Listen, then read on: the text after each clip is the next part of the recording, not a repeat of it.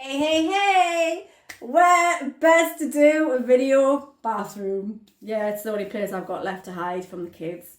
I will be in the kitchen later doing some cooking though, so you'll have to look out for that. But I've come back to do a little bit on PTSD and anxiety.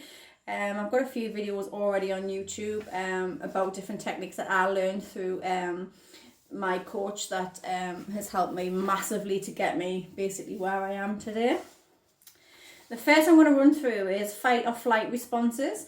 When faced with a life-threatening danger, it often makes sense to run away, and if that is not possible, we fight. The fight or flight response is automatic, a survival mechanism. It's to prepare your body to run away or to fight, but maybe experience uncomfortable when you don't know what's going on. Now in your brain, you've got thoughts racing. Quicker thinking helps us to evaluate danger and make rapid decisions. It can be very difficult to concentrate on anything apart from the actual danger or escape the route when the fight or flight response is active. So if you've ever been in a situation, possibly in a cinema, you have an anxiety attack, you automatically look for where the exits are. I always look for exits and toilets. Changes to vision. Vision can be very acute, so more attention can be paid to danger. You might notice tunnel vision or your vision becoming sharper. If I'm having an anxiety attack, I don't get tunnel vision.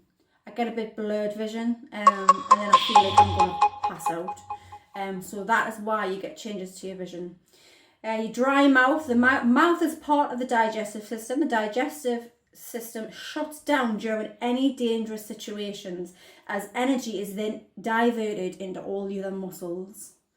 So you get a very, very dry mouth if you're having an anxiety attack or you're in a stressful situation.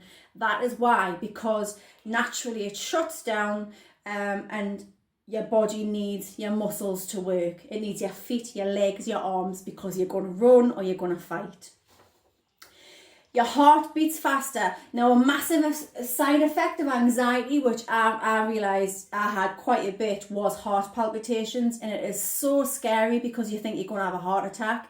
It's really, really unnerving when you have it, and when you're on your own, you don't know what's going to happen, you don't know how to react with it. But I'm going to explain why that happens. A faster heartbeat feeds more blood to the muscles, enhances your ability to run away. So the reason why your heart beats so fast and you get heart palpitations, because your body naturally is pumping up so much blood to all your other parts of your body to make you run away, basically, or to make you fight. So you need more blood circulation to your legs and to your arms because you're going to leg it, because you don't like the situation. A lot of people get nausea and butterflies in the stomach. The blood is diverted away from the digestive system, which can lead to feelings of nausea and butterflies. So when it's been distracted and getting away from the digestive system, what then happens is you get like a floaty butterfly feeling, like situation, an anxiety, a situation that would cause some sort of an anxiety attack, like maybe going to a big shopping centre. You start to feel sick, you might get butterflies, or you have some really bad news, or someone, you find someone in a shocking situation and you that feeling in your stomach, and that is basically why you get that. Blood vessels in the skin contract to force blood towards major muscle groups in your hands. So a few people could possibly get freezing cold hands when they're having an anxiety or a panic attack, because the blood vessels contract, because your body wants the blood to be forced into all the major muscle groups that you need to fight or to flight. Muscle tensing up. A lot of people can wake up in the morning and they feel so achy and sore and stiff, because all these things we're talking about here actually do happen when you're asleep as well, when you're having dreams and things. And that's why you feel like sometimes you've run a mile, because you actually have. You've run away from something fearful in your dream, that your normal reactions in your body don't know it's a dream. So it still makes you run or fight. So all those things with your heart and your vision and dry mouth and everything still carry on when you're asleep.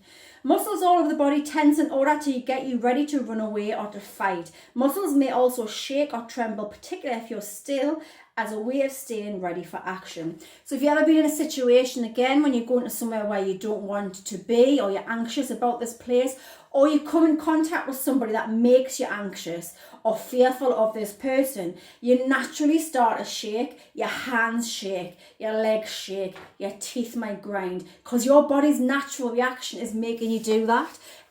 So yes, your muscles will tense up, and if you're having a bad dream and you're naturally going to tense up, your muscles going to tense up, and you wake up and you feel like you've got really heavy shoulders and heavy back and things like that. It's because in your sleep you've actually been in one of those situations without even realizing that you have been in one of those situations. Right, palms becoming sweaty. When you're in danger, the body sweats to keep it cool. A cool machine is an effective machine. No sweating makes the body more likely to survive a dangerous event. Bladder urgency. Muscles in your bladder relax in extreme stress.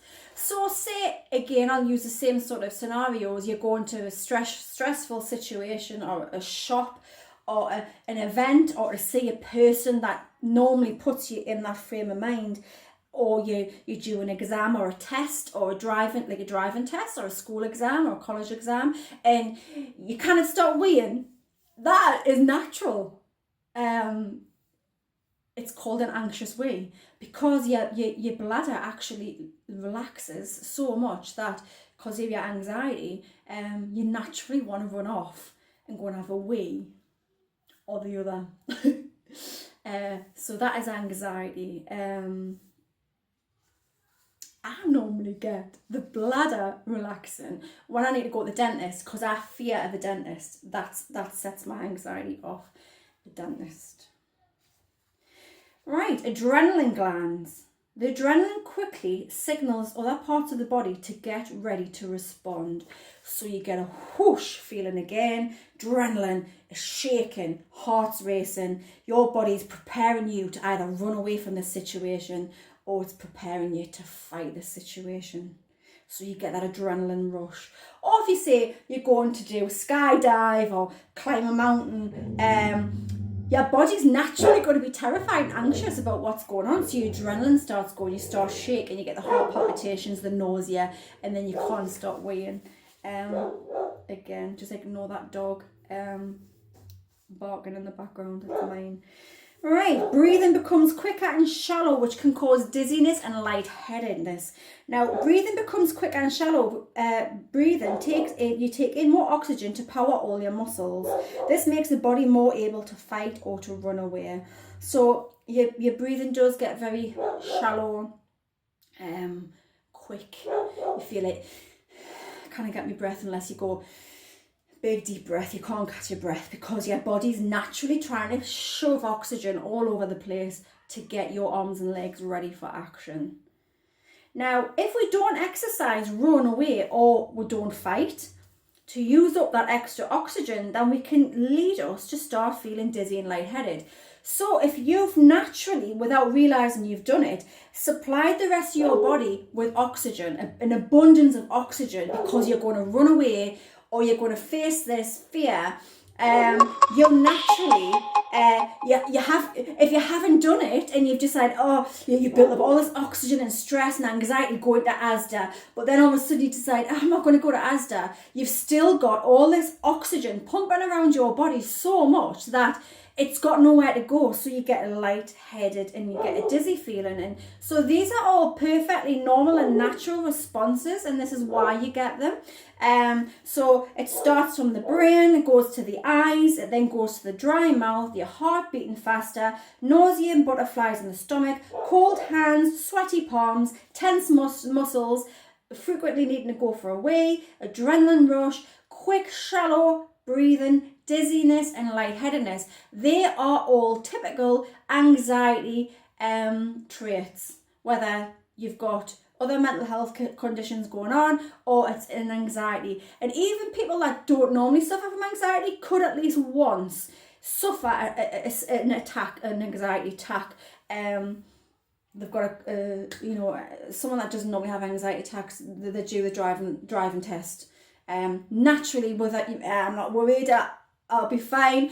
But their body, chemically wise, naturally does all this without us even realising. So, and it's very worrying when people have dizzy spells, lightheadedness, shortness of breath, feel like elephant's sitting on their chest, their heart's palpitating so much it makes them cough, and it worries them, and that worry and the anxiety of those things happening to their body produces other worries, and that's when you start thinking you're going to have a heart attack, and then you start thinking, am I going to be leaving my kids with no parents? And naturally all of that happens, and sometimes you're aware of it and sometimes you're not aware of it. Now, I've suffered from anxiety for many years for different reasons, and I did have social anxiety, and I had health anxiety, which meant anything to do with health. I had anxieties over. I have been struggling with the COVID-19 virus coming out with my anxiety, but I'm learning to try and use mechanisms and coping strategies that I have learned to show you.